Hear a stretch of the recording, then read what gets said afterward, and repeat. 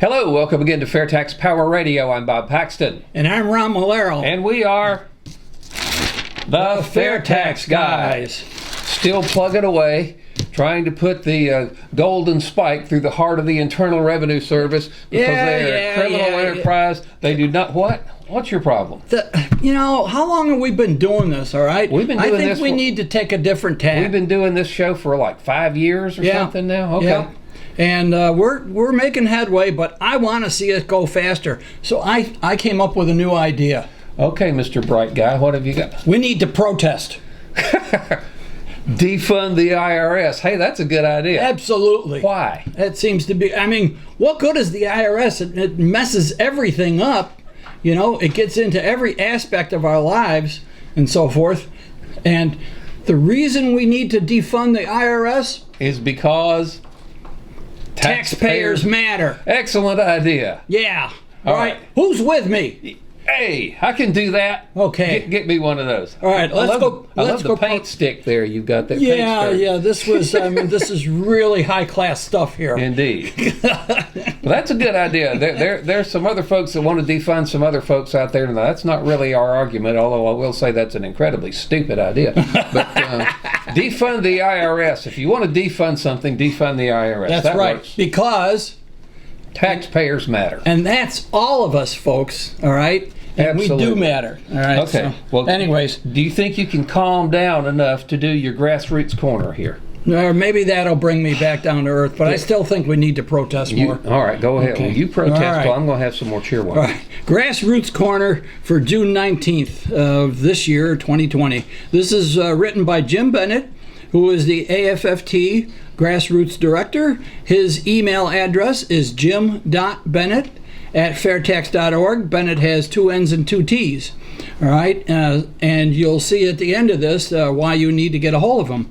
Check out our new state contacts pages. Now, a little bit of history here. All right, we need your help to keep a current list. Please look at our new state contacts in the fairtax.org. Go to fairtax.org, click Get Involved, and one of the choices there will be state contacts, and you click that, and you'll be able to you'll see a list of some of the state contacts. Actually, Bob and I are us. We're on the list. We're a couple of the people here in Florida. We have a number of them. Okay, all right. So let's go through the genesis. Years ago, AFFT, Americans for Fair Taxation, was formed by 3 millionaire businessmen in Houston, Texas. And they pretty much ran the whole show. They were the board of directors because they provided all the money for everything that was happening. Yeah. All right, and if you're funding the organization, you can do what you want to. That's right. That's right. And they wanted to keep a list of the volunteers around the country, so they started this web page, a page on their website, but unfortunately it wasn't kept up to date. So. People would go to the page and it wasn't up to date, and they got kind of, disheartened and so forth. So then in 2014, it became an all grassroots organization. The 3 businessmen backed out of it and they said, okay, this is yours. You get a grassroots board of directors and have at it.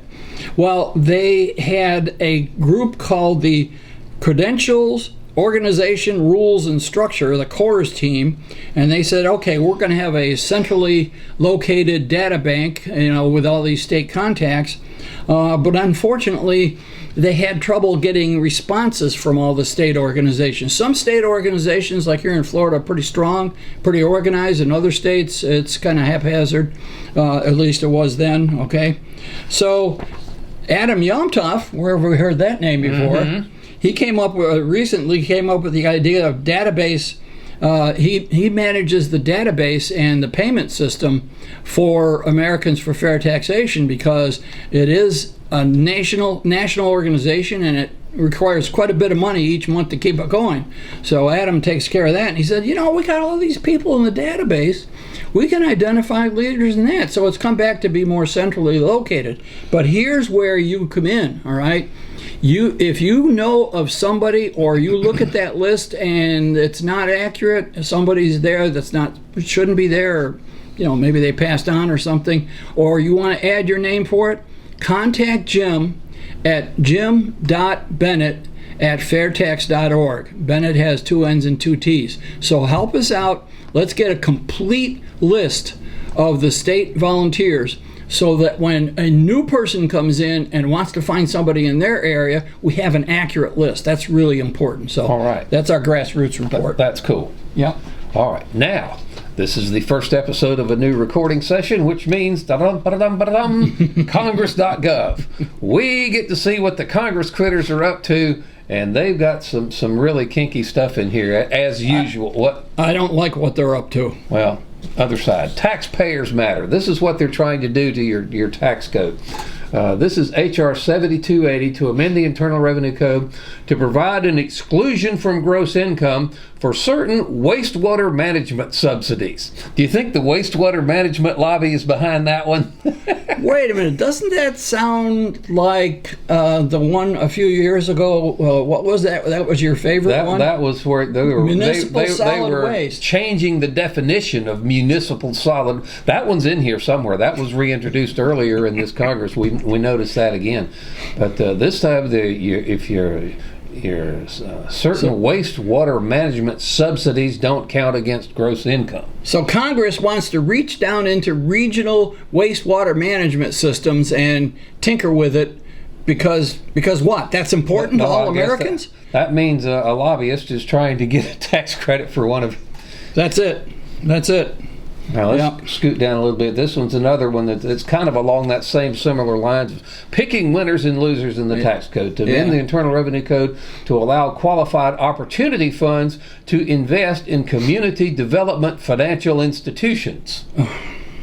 So, if you want to invest in a community development financial institution, you get a break. If you're a qualified opportunity fund. Don't you just love how simple and straightforward all this stuff is? Oh, yeah. And how many hundreds of pages will that add to the tax code if it's passed? Fortunately, these are proposals, and not all will become law, but unfortunately, some of them will. And we have to be careful because it just makes the tax code worse for all of us. All right. Now, if I can quote I'm going to date myself here. Remember who's Roscoe P. Coltrane is. One of his favorite sayings, this just galls my gizzard. This one, H.R. 7242, to amend the Internal Revenue Code of 1986 to permit expenditures from health savings account for gym memberships and the cost of home gym equipment, to repeal the requirement that health plans be high deductible, and for other purposes. So now, if this passes, they're going to let you spend money out of your health savings account to buy a gym membership. And the cost of home gym equipment. And I guarantee you, your golf lobby is going to get onto this thing as well and make sure that folks can spend money out of their health savings accounts to buy golf clubs and golf memberships, and us bowlers are going to get shafted again. Where's your sign? Defund the IRS. We don't need that garbage. Well, the way I play golf, it is very energetic. In fact, I had one guy tell me, you play Army golf. Left, right, never down the center. So get a lot of exercise like that. Oh, I tell you, well, if you want to look good, invite me to play golf with you, because I am the world's worst golfer. I won't even pretend. And Bob's right. Where will it end? I mean, if you get it if you can spend money out of your health savings account for a gym membership, I mean, what other exercise things? Golfing, of course. What if you wanted to, like some more bowling balls? Hey, skydiving's good exercise. I'd like to go do that, Some of the health insurance plans do offer programs that help you join a gym. So why does the federal government have to get involved when the private sector is already doing that? Because the Congress critters can't resist monkeying with the tax code. Yeah, you're absolutely right. Okay, here's another one, H.R. 7172, to amend the Internal Revenue Code to establish a tax credit for installation of regionally significant electric power transmission lines. Now, regionally significant? Yes, back to what Steve Hayes says about all the generalities and just the broad statements in the tax code. What is a regionally significant electric power transmission line? Who gets to decide which ones are regionally significant and which ones aren't? If some of these things pass, the tax code is going to look like your Rubik's Cube there. Oh, yes. This is, for those of you who are watching a video, you can see this is, excuse me, this is what I call Fat Albert, my 11 by 11 cube. If you're just looking one of the audio-only podcasts or on the radio, sorry, you'll have to go get the video to see this. Yep. It's a mutt mess. I tell you, that takes an hour and a half to solve back like it's supposed for you. To. Yeah, it'd take me a month and a half. One more. H.R. 7171 to amend the Internal Revenue Code to allow an above-the-line deduction for attorney's fees and costs in connection with consumer claim awards. You think the trial attorney lobby is behind that one? Oh, yes, most definitely. Yeah. Oh, I tell you what, it is just insane that that we are. Now, remember, last week we busted a bunch of myths. That's right. Now, we were thinking that, actually, you had way too much fun with that buzzer. So we actually have some more myths that we're going to bust here in just a second. But the one that we brought up, there is a myth about how to fix the tax code. And you cannot fix an overly complex and overly cumbersome tax code by making it more complex and more cumbersome, and adding to it. And that is our point behind most every week we go over congress.gov to see all the crazy proposals they have to add to the tax code. And if we find one that has text in it, we'll find that they're modifying section 6,000 and something. Yeah. And so it's insane. But no, you cannot. So how do we get around this, Bob? You get around it by jerking all of this out by the roots and replacing the entire income payroll tax system with a fair tax. That's the way to do it, all right? And that's what we're all about. That's why we call ourselves the FAIRtax Guys. Indeed. And that's why this is FAIRtax Power Radio, because we're promoting the fair tax. How that all fits together is amazing. But unfortunately, there are some folks out there who are spreading lies and misinformation about the fair tax. Yeah. And so we're going to bust I'm going to let you play with your buzzer a little bit more, because we've got some more of these things to work on. Yeah, that was fun. Okay. Well, here, I'll let you work on this first one. Okay. Eliminating the home mortgage interest deduction will decimate the real estate market, so the fair tax is no good. We can't have it. The number of homes that are sold annually in this country, almost 90% of them are pre-owned, all right? We don't call them used, all right? Pre-owned, gently occupied, whatever euphemism you want to use, okay? So, and what is it about the fair tax and used items? It's not taxed. Used items are not taxed under the fair tax. So almost 90% of home sales will not be subject to the fair tax. Only the new homes will be subject to the fair tax. And the cost of building those new homes is going to decrease significantly, because all the costs to these companies of the current income tax, the compliance cost, the tax itself, on down the line. I mean, from the people the lumberjacks who go out and cut the wood, all right, to the lumber mill that shapes it, and then the truckers that transport it, and so on until it gets into the construction site and actually becomes part of a house. All those people involved pay taxes, and that's all rolled into the cost of the house, and that's going to drop precipitously when the fair tax comes about, because it's going to be a lot easier to do business. So yes, a new home will have the fair tax involved, but the cost of building the new home is going to go down a lot. Yeah, so, but work on this. Even if you buy one of your gently occupied houses, you still have to get a mortgage to do it. Yeah. And the interest on that mortgage is deductible if it reaches a certain level. Yeah, so people are saying that getting rid of that mortgage interest deduction will disincentivize people to buy houses, whether they're new or used, because I can't take that deduction anymore, therefore I'm not going to do it. I'm going to keep renting forever because I don't have this deduction anymore. Yeah, well, that's not going to happen too, because but Bob is right, because with the new standard deduction for a couple being up around 24 or 20, I can't remember what it is. I think for couple it's filing huge. jointly, it's $24,000. So the vast majority of people right now under the current income tax are taking the standard deduction, so they're not able to take advantage of the home mortgage interest deduction anyways. Yeah. So that's not going to make any difference. Yeah, I found a very interesting stat here. I looked this up. The median monthly mortgage payment for U.S. homeowners is around $1,100. Okay. Now, if you assume that $1,100 is entirely interest, or $1,000 of that $1,100 is interest, that's still $12,000 a year, half of the standard deduction. So it's not going to do it. People that are actually taking this, so you don't buy a home because you can get a tax deduction. You buy a home because it's the American dream. Yeah.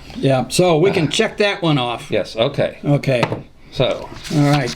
Eliminating the deduction for charitable giving will destroy many charitable organizations by drying up their funding.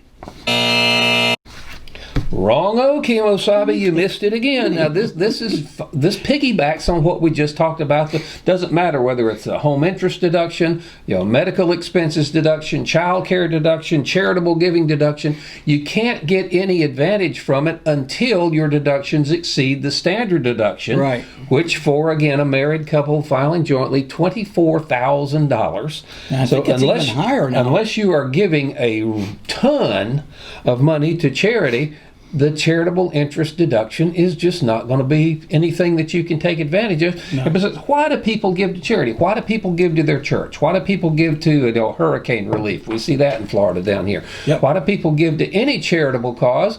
Because they care about the cause. Absolutely. And the beauty of the fair tax, it puts more money in your pocket. No withholding, you get the prebate, no payroll taxes. You're going to have a lot more money in your pocket under the fair tax than you do under the current income tax system. And if you've got more money in your pocket and you care about a cause, what's going to happen? Charitable deductions, I will bet you 500,000 Quatlus will go up under the fair tax rather than go down, even though that deduction goes away. That's a deduction most people don't use anyway. Yeah, and the fact that we have a charitable deduction from the income tax came back from when I think it was during World War II when they had the tax rate for the highest income earners. It was up around 90%. Mm-hmm. And so since the government was taking 90% of what these people earned, they stopped giving to charities. Yeah. And then the charities started saying, hey, it really is drying up. So the real threat to charitable giving is the income tax, and Congress is out of control playing with the income tax, not the fair tax. It's absolutely. Just look at congress.gov and see what they're up to. Yeah. Here's one. The fair tax is a bad idea because it's going to put CPAs out of business. And you know what? That's wrong too. Hello, Jade Wiley. Yeah, absolutely. And we're going to see. Let's see. This program airs on the 23rd for the first time, and a few days later is Jade Wiley's webinar. Yes. And Jade will tell you he's a CPA. Our friend lives in Colorado, and he'll tell you taxes are only one thing that CPAs do. They still have to help businesses keep their records and so forth. They still have to look for fraud. I know Elaine and I know a lady who was a forensic bookkeeper. Yeah, okay. She would go into a small business on the pretense of helping them straighten out their books. Meanwhile, she was actually looking for fraud. Uh-huh. Right? Yeah, and that's something that CPAs do. So there are a lot of things that CPAs do, and we've had a number of CPAs tell us they would love to get rid of the income tax because they really hate dealing with it. They want to help their clients, one, wisely invest, two, keep their records straight, so that they don't get out of control, especially for very large corporations, okay? And so no, it's not going to put CPAs out of business because taxes is not the only thing they do. CPAs, as smart as they are, cannot keep up with 70,000 plus pages of tax code with 6,000 sections under each paragraph. Yep. The fellow that helped us with our trucking, the CPA that helped us with our taxes and so forth, he called the tax code immoral. He really didn't like it. Kamek calls it un-American, and she's right. Yep. So, All right, so we've shot a hole in that one. Try the next one. Oh, the next one. Well, the fair tax is a good idea, but it'll never pass. Not so, not so, not so. Women will never get to vote. Man will never fly to the moon. There are all kinds of things that people have said were impossible and are never going to happen, and they did. Yeah, they sure did. And why? Because you had a determined minority. You don't have to have the majority on your side. You just got to have a very good core of folks that are committed as they can be and are willing to do whatever it takes to get out there and get it done. That's right. So yeah, the fair tax is a great idea, and it can pass, and it will pass when there's enough grassroots support for it. And I want to give credit to Paul Livingston, who's a volunteer here in Florida, and in about 10 days from this recording will become the president of Florida FAIRtax. When he sees a comment like that, his response is, it's not whether it'll pass or not.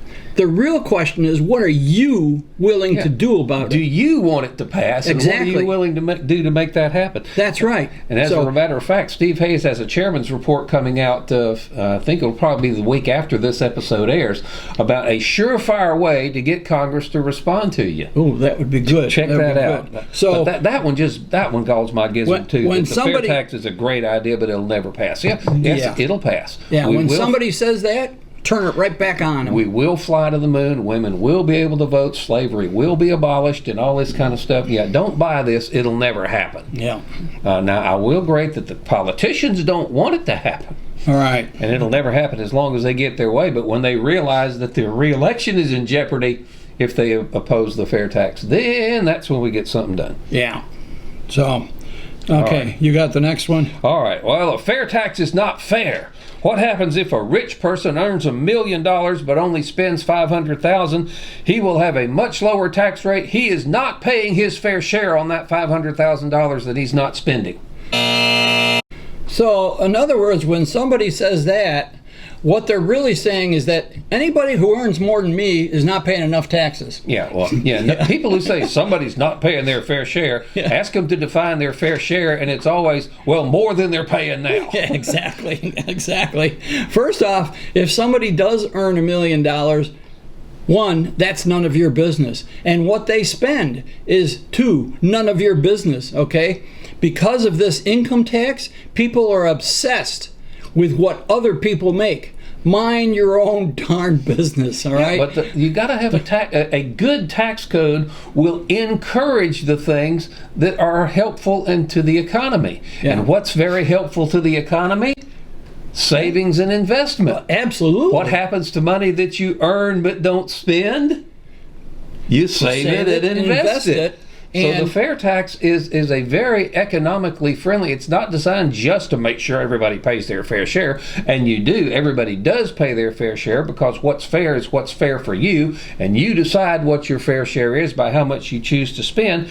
But the side effect here is that the fair tax is a tremendous incentive, a stimulus to the economy. Absolutely. And it's going to help everybody when that happens. It's so important, savings and investment, that the CPA definition of savings and investment is deferred spending. Yep. Which is more important, that this millionaire pays tax on his entire $1 million, or that we have a vibrant, booming economy and everybody who wants a job can have one and everybody can feed their family? Yeah, so don't get sucked into that trap there, all right? What other people make and what they spend should be private information, and before the income tax, it was, okay?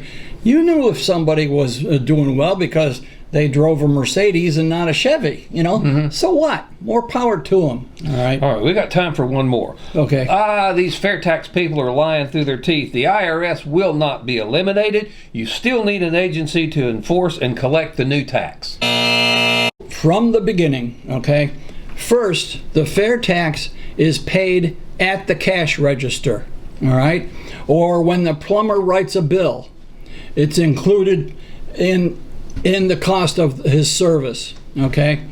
So that the vendor collects it, and then they have to pass it on to the state, and then the state passes it on to the U.S. Treasury. So at what point is this going to get bogged down? First off, most of the states have a sales tax, and they know how to look for fraud. If a vendor is not passing in the sales tax they're collecting, you don't want to be that vendor because the state revenue system is going to come down on them. So that's not going to happen. It's very simple. Vendor, state, feds, no IRS needed. We've got the agencies to administer and enforce it at the state level. There will be a small office in the Department of the Treasury at the federal level just to receive the money. And we've got a little less than 3 minutes to go on our call to action. So we're going to have to boogie with this. So I can't believe it's all. Plus, I forgot to start my timer. All right. So again, we encourage you, join the Americans for Fair Taxation. Go to fairtax.org. And in fact, if you go to fairtax.org/1040, if the spirit moves you, then you can sign up for the 1040 Club, in which you commit to sending them $10.40 a month. All right, those recurring donations are very important to them. Remember, it's a state organization. Their bills run up around $10,000 a month to maintain a state organization. All right, I mean a federal organization, a national organization. Thank you. All right, I'll get it out eventually. Okay, so help out with the AFFT at fairtax.org. All right. Write letters to the editor, call your local talk shows, and read the chairman's report that Steve's going to have out here. I think it's the one for the 26th of June, about how to keep on your Congress critters until they actually talk to you. Because a lot of if you write them a letter or if you send them an email, a lot of times you'll just get back a form letter. Thank you for your input. We sure appreciate you talking with us, and we will keep your thoughts in mind as we go forward. In the discussion. In other words, let's be nice and get ready and get out of here, kid. Yeah. All right. And you can contact the president. All right. Whitehouse.gov/contact. Whitehouse.gov/contact. And of course, you give your name and address because they want to know who's contacting the president. But you can encourage the president to adopt the FAIRtax as his tax plan. All right. And you can do that every day. I mean, there's no limit as to how many. I mean, don't be a pest, but you have to. You have to be persistent. Be persistent and be respectful. Be polite, be respectful, but be persistent at the same time. And again, I'm getting excited. It's just about time to go to North Carolina. We'll be doing a FAIRtax Power Radio live on WTOB on Sunday, June 5th. We will July 5th. I'm sorry, and we will put that, get the video camera for that, and everybody on our streaming platforms will see that the following Tuesday. Yep. So usually WTOB is behind. They'll take the thing we stream on Tuesday and play it on Sunday. They'll be ahead of the game this couple of weeks here. And don't forget our website, FAIRtaxGuys.com, where you can see all our videos there. All right, and don't forget the podcasts on Spreaker, Apple Podcasts, and iHeart. And that's going to wrap up this edition of FAIRtax Power Radio. Thank you so much for listening and watching. I'm Bob Paxton. And I'm Ron Bolero. The FAIRtax Guys reminding you that the fair tax is the only truly fair tax, and once you understand it, you'll demand it.